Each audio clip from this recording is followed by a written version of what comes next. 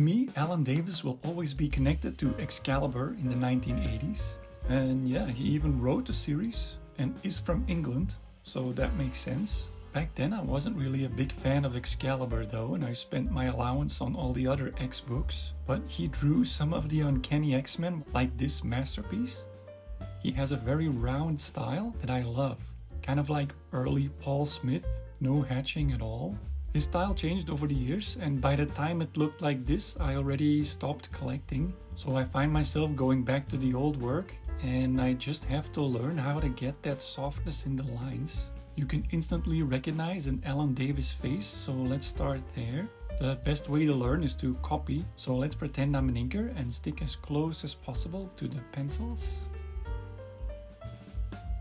First thing I noticed is these breaks in the mouth, either on top or on the bottom. And I love this one where it creates that glossy lip effect. Easy to do with 3-tone coloring, but he gets that shine effect just by breaking up the line.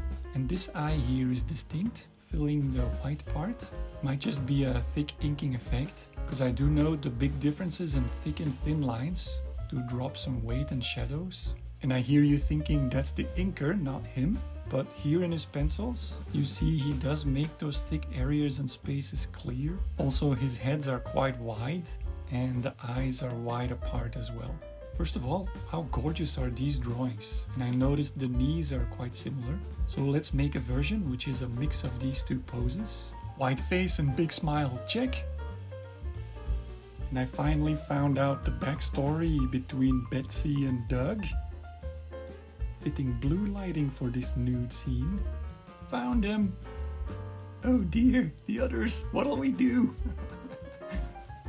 That's from New Mutants Annual 2, which has this super cool cover by Davis as well. Okay, start over and get those wide shoulders and collarbones. And yes, I will hide the feet with smoke.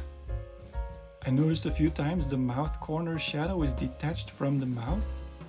Looks very Davis as well, so doing that here. Eyes far apart. 80s Farrah Fawcett hair, or Elizabeth Shue in Adventures in Babysitting hair. Okay, almost there. Redo the arms a bit.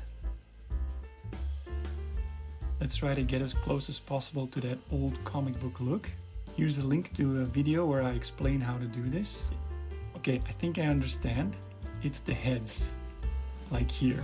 Just a few lines, but obviously Alan Davis because of the white face, blacked out eyes, smooth hairline with the thick and thin.